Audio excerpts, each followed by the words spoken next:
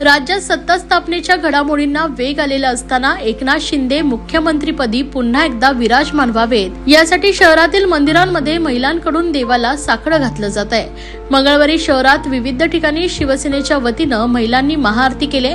यावेळी आमच्या लाडक्या भाऊरायाला अर्थात एकनाथ शिंदे यांनाच मुख्यमंत्री पद मिळावं अशी इच्छा व्यक्त करण्यात आली आहे। अशातच ठाण्यातील वागळे इस्टेट विभागातील उपविभाग प्रमुख दत्ता फासले यांच्या वतीनं होम हवन यज्ञ पार पडलाय।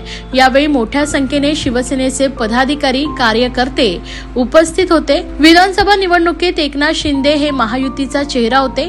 त्यांच्याच नेतृत्वाखाली महायुतीनं निवडणूक लढवली आणि मोठ्या बहुमतानं जिंकली। 2 वर्षांपूर्वी मुख्यमंत्र्यांची शपथ घेतल्यापासून एकनाथ शिंदे यांनी महाराष्ट्र सुखी समृद्ध व्हावा यासाठी ते दिवसरात्र काम करतायत। राज्यातील महिलांना स्वावलंबी करतायत। यासाठी त्यांनी राज्यात मुख्यमंत्री माझी लाडकी बहीण योजना आणली। याच लाडक्या बहिणींनी महायुतीच्या पारड्यात भरभरून यश टाकलंय। याचं पूर्ण श्रेय महायुतीचे कॅप्टन म्हणून शिंदे यांना जातं। त्यामुळे ज्या भावाने आम्हाला स्वावलंबी बनवलंय तोच भाऊ महाराष्ट्राचा मुख्यमंत्री म्हणून बसावा अशी इच्छा यावेळी शिवसेनेच्या महिला पदाधिकारी व कार्यकर्त्यांनी व्यक्त केली आहे। नवग्रह आणि होमची आज या ठिकाणी पूजा घातली, कारण की आम्हाला महाराष्ट्रामध्ये पुन्हा एकदा एकनाथ शिंदे साहेबच मुख्यमंत्री पाहिजे। कारण की आज एवढ्या कमी वेळामध्ये त्यांनी महाराष्ट्राची प्रगती केली आहे, तर विचार करा पुढचे जर 5 वर्ष दिले तर किती आणखीन प्रगती होऊ शकते। एवढ्या कमी काळामध्ये जर कोण व्यक्ती एवढा मोठा प्रगती करू शकतो तर आमचं सर्वांची इच्छा आहे। काय बोलता तुम्ही सगळे की आपल्या एकनाथ शिंदे साहेबच मुख्यमंत्री झाले पाहिजे। आमची म्हणजे लाडक्या बहिणी पण आहे इकडे, तुम्ही बोलू शकता त्यांच्याशी पण, त्यांची पण इच्छा आहे की आपले महाराष्ट्राचे मुख्यमंत्री एकनाथ शिंदे साहेब झाले पाहिजे। आपल्या सगळ्याला शिवसेनेचा आणि हा आवाज शिवसेनेचाच राहणार। तर आमची सर्वांची इच्छा आहे की एकनाथ शिंदे साहेबच मुख्यमंत्री झाले पाहिजे। त्यासाठी आज आम्ही इथं 2 तासापासून सगळे आपल्या लाडक्या बहिणी भाऊ सगळे पदाधिकारी जोशी काका सगळे जे आहे प्रकाश सगळे शिंदे साहेब आणि सगळ्यांचे पदाधिकारी एवढे या ठिकाणी उपस्थित 2 तासापासून हवन करतात या ठिकाणी आणि नवग्रहाची पूजा घातली आहे की जेणेकरून महाराष्ट्रामध्ये पुन्हा एकदा एकनाथ शिंदे साहेबच मुख्यमंत्री पाहिजे। आणि ते आम्हाला खात्री आहे सगळ्या बहिणींना पण की मुख्यमंत्री एकनाथ शिंदे साहेबच होते।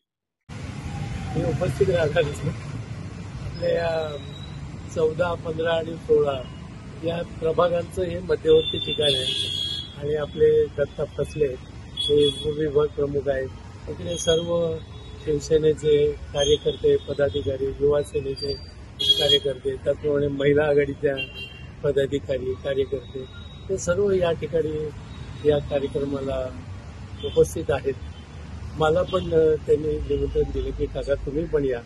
अर्थात हृदयापासून मी पण तीच प्रार्थना करतो की एवढा चांगला आमचा वागळेतला माणूस महाराष्ट्राचा मुख्यमंत्री झाला, आमचा सुपुत्र ठाण्याचा आणि त्यांच्या चेहरा दाखवून त्यांचा चेहरा बघूनच एवढं मतदान झालेलं आहे, एवढं चांगलं मतदान झालेलं आहे। त्यांच्या विविध योजना त्यांच्या कल्पकतेने हा विजय प्राप्त झाला असं लक्षावधी ठाणेकरांचंच नाही तर महाराष्ट्रातल्या जनतेचं हे म्हणणं आहे। आकडा एक भाग आहे, संख्या एक भाग आहे, पण मन एक भाग आहे आणि वास्तव काय आहे याचाही आपण विचार करायला पाहिजे। आमचं स्ट्राईक रेट किती आहे हा पण विचार करा। त्याचबरोबर एकनाथ शिंदेची ही मूळ कल्पना लाडकी बहीण किती भरभरून प्रतिसाद मिळाला त्याला। एकनाथ शिंदे साहेबांनी त्यावेळेला गोरगरीब महिलांकरता ते घरघंटी शिवणाचं मशीन हे दिलं। महिलांना आमच्या त्यावेळेला मी टीएमटीचा सभापती होतो, त्यांनी नुसता एक फोन केला आणि मला सांगितलं उद्यापासून टीएमटीच्या बसेसमध्ये महिलांना 50% सवलत आणि 60 वर्षावरील स्त्री पुरुषांना विनामूल्य। मी म्हटलं साहेब तुम्हाला मी सांगितलं तसं करा, हे पक्षाच्या हिताकरता। ताबडतोब निर्णय आला, मान्य झाला आणि किती हजारो लोक आता त्याचा लाभ घेत आहेत। अशा विविध योजना वयोश्री योजना ती पण किती चांगली योजना आहे। अशा विविध योजना त्यांनी आणल्या आणि मुख्य म्हणजे महाराष्ट्राचा विकास करताना किती दूरदृष्टीने विचार केला। जय महाराष्ट्र। आज इथे कोपरी पचपकडी विधानसभे अंतर्गत आणि दत्ता फसले यांच्या प्रयत्नाने हा महापूजा चालू आहे।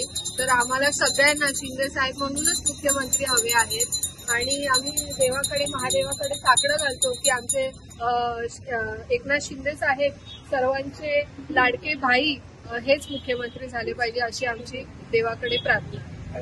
महाराष्ट्रातील भगिनींना आधार देणारी राज्य शासनाची मुख्यमंत्री माझी लाडकी बहीण योजना।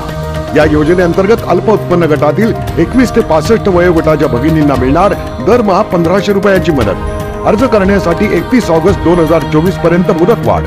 कुटुंबाचं वार्षिक उत्पन्न 2.5 लाख रुपयांपेक्षा कमी असलेल्या महिला पात्र। कुटुंबाकडे पिवळं किंवा केशरी रेशन कार्ड असल्यास उत्पन्नाचा दाखला आवश्यक नाही। पांढरं रेशन कार्ड असेल किंवा रेशन कार्ड नसेल तर कुटुंबाचं वार्षिक उत्पन्न 2.5 लाखांपेक्षा कमी असल्याचा दाखला आवश्यक। योजनेसाठीचा ऑनलाईन अर्ज नारी शक्ती दूत ऍप वरून किंवा पोर्टलवर भरता येईल। ज्या भगिनींना ऑनलाईन अर्ज भरता येत नसेल त्यांच्यासाठी अंगणवाडी, ग्रामपंचायत, वॉर्ड ऑफिस, सेतू सुविधा केंद्रामध्ये किंवा आशाताई बचत गटाच्या CRP यांची मदत उपलब्ध।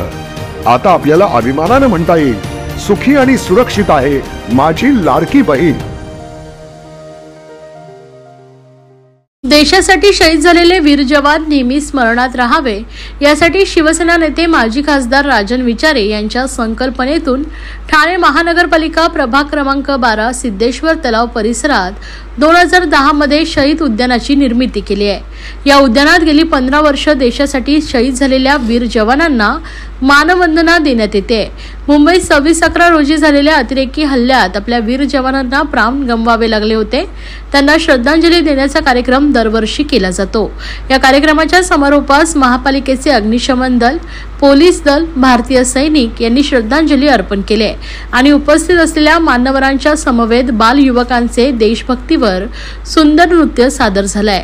त्यावेळी भारतीय सैन्य दलातील कॅप्टन निकम, सेवानिवृत्त captain Raju Shantaram Patil, Naupada police station वरिष्ठ निरीक्षक अभय महाजन, निवृत्त पोलीस अधिकारी सोनवणे, जिल्हा प्रमुख केदार दिघे, शहर प्रमुख प्रदीप शिंदे, उपशहर प्रमुख वसंत गवाळे, सचिन चव्हाण, ठाणे शहर समन्वयक राम काळे, ठाणे जिल्हा संघटक रेखा खोपकर, शहर संघटक आकांक्षा राणे, महिला उपशहर संघटक मंजिरी धमाले, युवा अधिकारी सौरभ निकम, माजी स्थानिक नगरसेविका नंदिनी राजन विचारे, माजी नगरसेवक मंदार विचारे, परिवहन सदस्य राजेंद्र महाडिक, विभाग प्रमुख जीवाजी कदम, राजू मोरे, शाखा प्रमुख धोंडू मोरे, तानाजी कदम तसेच सर्व विभाग प्रमुख, शाखा प्रमुख, महिला आघाडी, शिवसेना, युवासेना पदाधिकारी मोठ्या संख्येने उपस्थित होते।